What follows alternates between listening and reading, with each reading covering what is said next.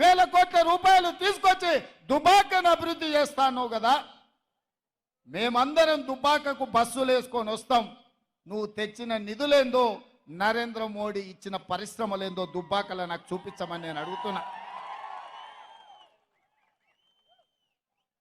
ఇవాళ ఎమ్మెల్యేగా దుబ్బాకలో అక్కడి ప్రజల్ని, అక్కడి రైతులను వంచిస్తే ఆ ప్రాంత ప్రజలు తిరస్కరించిన రఘునందన్ రావు మళ్ళీ రంగు మార్చి మెదకు పార్లమెంట్లో ఓట్లేయమని అడుగుతున్నాడు.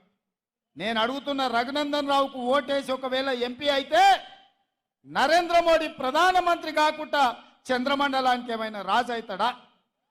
ఈ 10 ఏళ్ళు నరేంద్ర మోడీ ప్రధానమంత్రిగా ఉన్నాడు కదా, ఈ మెదకు ప్రాంతానికి ఒక్క పరిశ్రమ అయినా ఇచ్చిండా అని చెప్పి నేను బీజేపీ నాయకులను అడుగుతున్నా.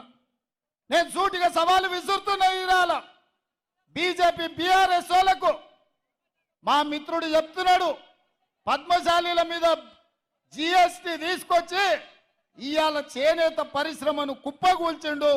చిన్న పరిశ్రమలు అన్ని కూడా మూతపడ్డాయి అని చెప్పి ఇక్కడ ఒక నిరుద్యోగ యువకుడు చెప్తున్నాడు. నేను అడుగుతున్నా, నరేంద్ర మోడీ ప్రధానమంత్రిగా 10 ఏళ్ళు ఉన్నాడు. ఈ కల్వకుంట్ల చంద్రశేఖరరావు రాష్ట్ర ముఖ్యమంత్రిగా 10 ఏళ్ళు ఉన్నాడు. ఈ తన్నీరు హరీష్ రావు 10 ఏళ్ళు రాష్ట్ర మంత్రిగా ఉన్నాడు.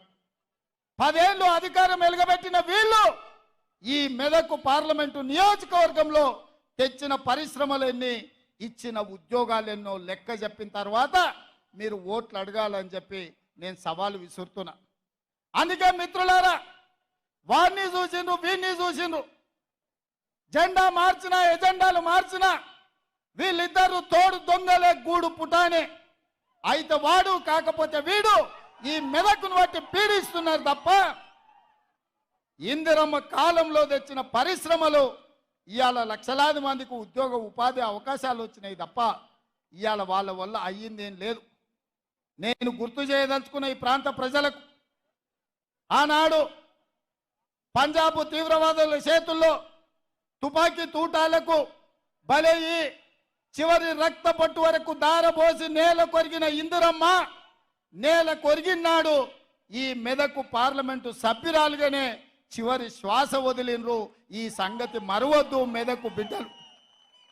ఆనాడు మీ రక్తాన్ని చెమటగా మార్చి ఈ 3 రంగుల జెండాను మీ భుజాల మీద మోసి ఇందిరమ్మను పల్లకీలో పార్లమెంటుకు పంపించింది కాబట్టి ఇందిరమ్మ ఈ దేశానికి ప్రధానమంత్రి అయింది. మెదకు జిల్లాకు వేలాది పరిశ్రమలు వచ్చినాయి, లక్షలాది ఉద్యోగాలు వచ్చినాయి. ఈ ప్రాంతం అభివృద్ధి పదం వైపు నడిచింది. కానీ నరేంద్ర మోడీ ప్రధానమంత్రిగా, కల్వకుంట్ల చంద్రశేఖరరావు ముఖ్యమంత్రిగా మనకు ఏకాన ఇచ్చింది లేదు, ఈ ప్రాంతాన్ని అభివృద్ధి చేసింది లేదు. అందుకే మిత్రులారా, ఇవాళ చంద్రశేఖరరావు పని అయిపోయింది, ఆయన లేవలేకుండా పడ్డాడు. కార్ఖానకు పోయింది, ఇక తూకాణం బంద్ అయింది. తుక్కు కింద దాన్ని తూకం పెట్టి అమ్మాల్సిందే.